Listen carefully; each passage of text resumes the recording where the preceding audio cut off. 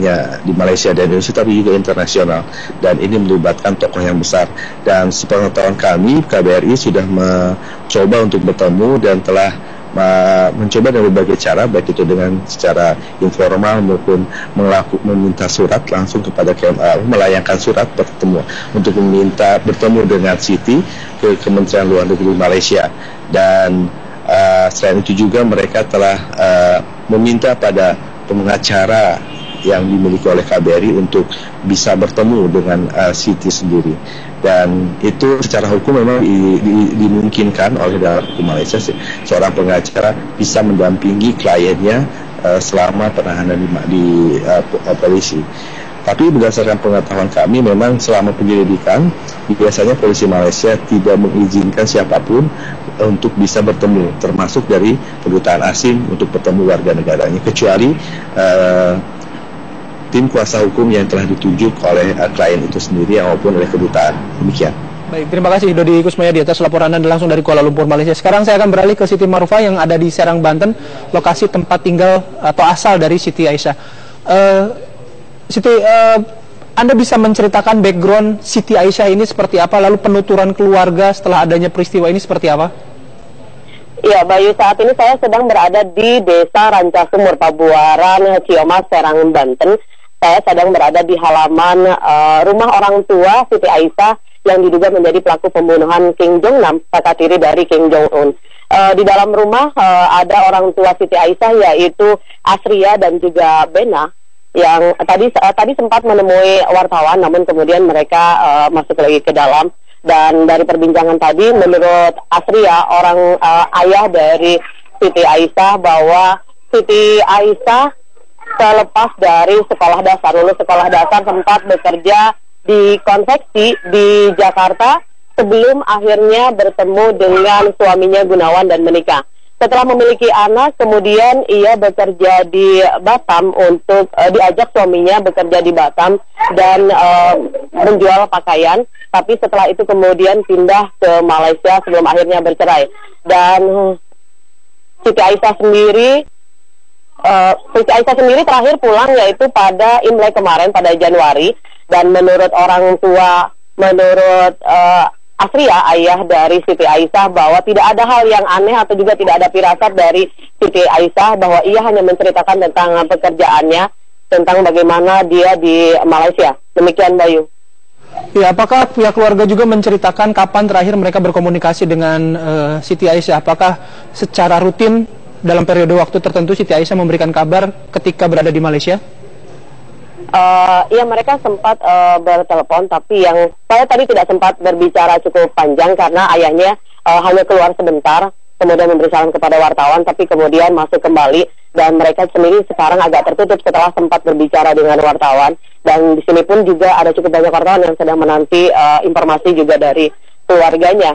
Dan menurut keluarganya, bahwa mereka sendiri baru tahu tentang Aisyah yang diduga menjadi pelaku pembunuhan Kim Jong Un itu semalam setelah mendapat informasi dari ayah Gunawan atau juga mantan besarnya di Jakarta. Selama ini mereka tidak tahu bahwa Siti Aisyah yang diinformasikan selama 4 hari itu adalah anak mereka.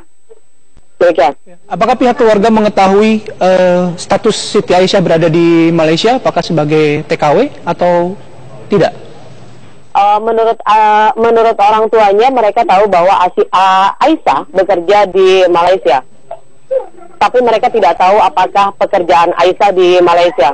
Okay. Dan menurut ibunya tadi juga berbicara bahwa Aisyah itu bisa setelah bekerja di Malaysia bisa berbicara bahasa Inggris dan juga Korea sedikit. Oke, baik. Sejauh ini dari pengamatan Anda, apakah sudah ada dari pihak Kementerian Luar Negeri yang meminta keterangan kepada orang tua Siti Aisyah?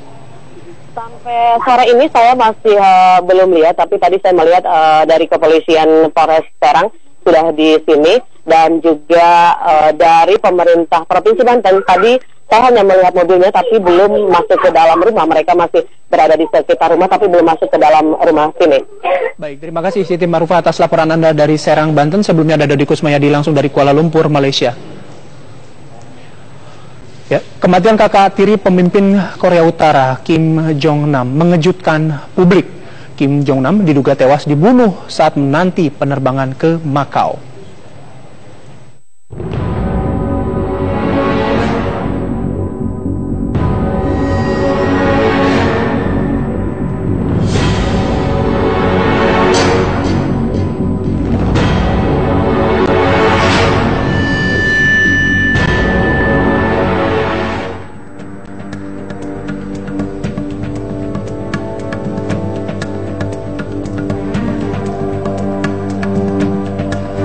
Pada tanggal 6 Februari 2017, Kim Jong-nam tiba di Malaysia, lalu tanggal 13 Kim Jong-nam menunggu penerbangan ke Makau. Saat itu dua orang wanita mendekati Kim Jong-nam dari belakang yang diduga adalah salah seorang warga negara Vietnam dan juga Siti Aisyah yang berasal dari Indonesia. Pelaku yang lain memberikan zat kimia ke wajah Kim Jong-nam. Diduga ada 3 racun yang diberikan kepada Kim Jong-nam dengan pulpen modifikasi dan beberapa alat lainnya.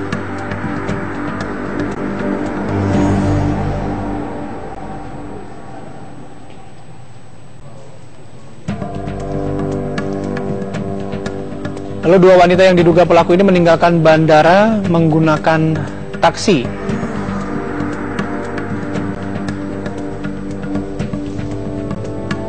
Kim Jong-nam meminta tolong pada petugas bandara untuk diantar ke klinik.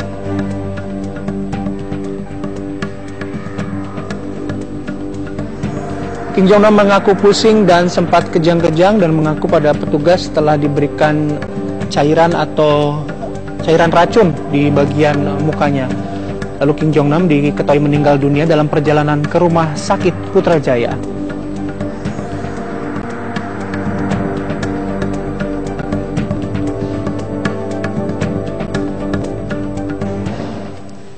Luar negeri didampingi petugas kelurahan setempat mendatangi rumah mantan suami Siti Aisyah yang diduga terlibat dalam kasus pembunuhan Kim Jong-nam, kakak tiri Presiden Korea Utara. Dengan peristiwa pembunuhan yang dilakukan menantunya tersebut.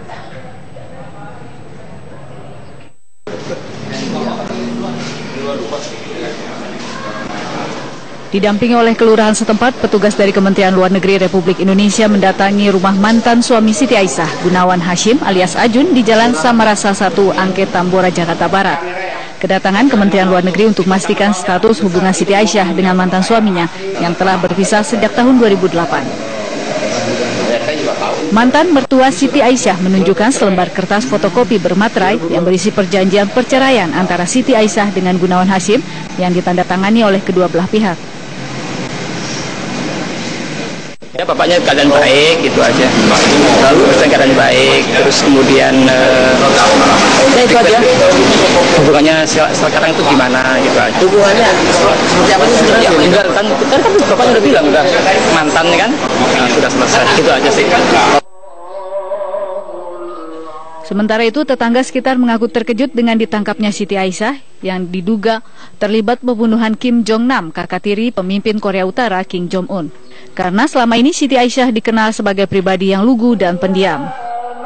Ya tahu dia orangnya pendiam. Iya, maksudnya nggak akrab sama tetangga gitu. Paling keluar juga paling main nganter anaknya doang, masuk lagi gitu. Kalau suaminya mah akrab sama tetangga, baik gitu. Ya kaget aja nggak nyangka gitu ya. Orangnya diem, nggak baik omong, kalau ditanya ya jawab, gitu nggak tema, lewat aja gitu. Ya nggak pernah kumpul-kumpul sama tetangga, nggak pernah. Berapa lama? Nggak pernah lama sih, paling tengok anaknya gitu, ntar pergi lagi ke Malaysia gitu. Siti Aisyah, warga asli Serang, Banten, pernah menjadi karyawan usaha konveksi dan dipersunting anak dari pemilik perusahaan tersebut. Dari Jakarta, Ong Suhirman Tihuan mengabarkan.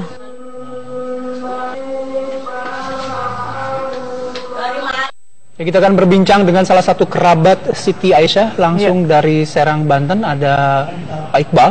Selamat petang Pak Iqbal. Kenapa? Iya.